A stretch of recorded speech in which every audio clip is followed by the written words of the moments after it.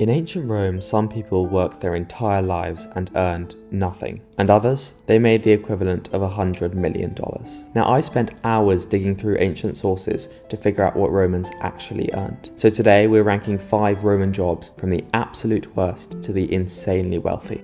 And the bottom of Roman society? Slaves. And for many, that meant no pay whatsoever. By the end of the 1st century BC, roughly 20 to 30% of Italy's population was enslaved, 1 or 2 million people. You could be a farm labourer, a mine worker, a household servant, even a skilled teacher or craftsman. But here's what mattered: you were property under Roman law. You had no rights of legal personhood. None. Unlike Roman citizens, slaves could be subjected to corporal punishment, sexual exploitation, torture, and summary execution. Whether you got adequate food, shelter, clothing, or healthcare depended entirely on how useful your owner thought you were, and whether they felt cruel or humane that day. Now, how do people become slaves? Some were born into it. If your mother was enslaved, so were you. Others were war captives from Rome's military conquests. And from the 2nd century BC onwards, kidnapping and piracy were constant threats around the Mediterranean. Freeborn people, especially children from poor families, could be snatched and enslaved. Most died enslaved, having earned nothing their entire lives. This was Rome's foundation. Millions of people, 0 rights, working until death.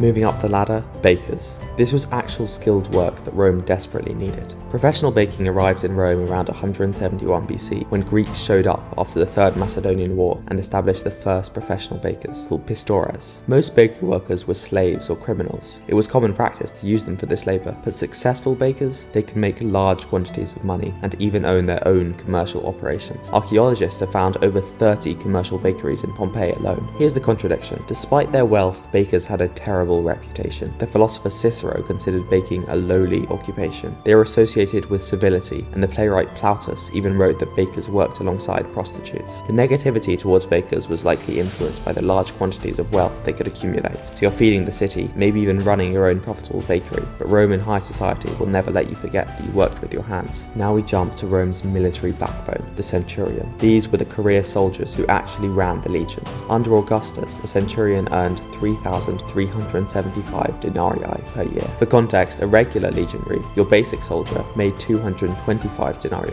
annually. That means a centurion made 15 times what a common soldier earned. But the top centurion, the primus pilus, the highest ranking centurion of the legion, he earned 13,500 denarii per year. That's 60 times what a regular soldier made. Centurions also received a share of spoils of war when Rome conquered territory. Prisoners were sold as slaves along with animals, treasure, and weapons. These were auctioned off and distributed to officers and men. And centurions got respect. They commanded directly on the battlefield. Soldiers looked to them. Officers relied on them. Centurions were promoted from various sources. Some rose from the ranks of ordinary soldiers. Others came from below the equestrian class and received their positions as a reward for merit. Now we hit serious wealth.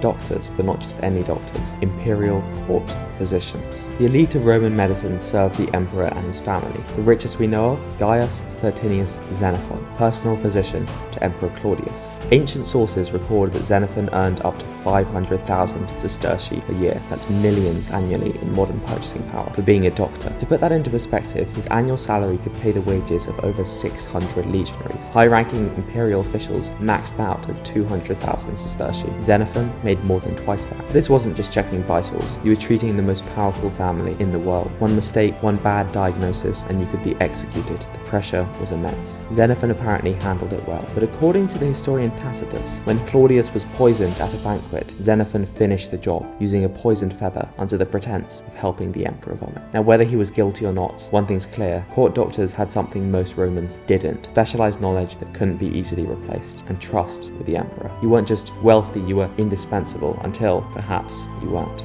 And finally, the most lucrative job in ancient Rome: champion charioteer. Meet Gaius Appuleius Diocles. Born in 104 AD in what's now Portugal, Diocles made his racing debut in Rome at age 18, driving for the Whites faction. He didn't win a single race for 2 years, but over a 24-year career, Diocles became the greatest charioteer Rome ever saw. He won 1,462 races out of 4,257 starts, and his lifetime earnings, 35,863,120 sestertii. In modern terms, that that might be $100 million. Some historians even call him the highest paid athlete of all time. Now here's what that money bought. Diocles raced 4-horse chariots in the Circus Maximus, a stadium that held 150,000 screaming spectators. A single major victory could net you 60,000 sestertii, hundreds of thousands of dollars today. But the risk? Catastrophic. Charioteers wrapped the reins around their waists and steered using their body weight. If you crashed, and crashes happened constantly, you'd be dragged by your own horses at full speed. Drivers even carried a curved knife to cut themselves free, but most didn't make it. Now Diocles raced over 4,000 times and he survived every race. When he retired at 42, he walked away wealthy, famous, and alive, which was almost a miracle. So there you have it. From zero pay as a slave to $100 million as Rome's greatest athlete. The gap between the richest and the poorest in ancient Rome was massive. 5 jobs, 5 completely different lives. Slaves earned nothing. Bakers could own shops. Centurions commanded armies. Doctors treated emperors. And charioteers, they risked everything for fortune and glory. If you want more ancient history content like this, hit subscribe. See you in the next one.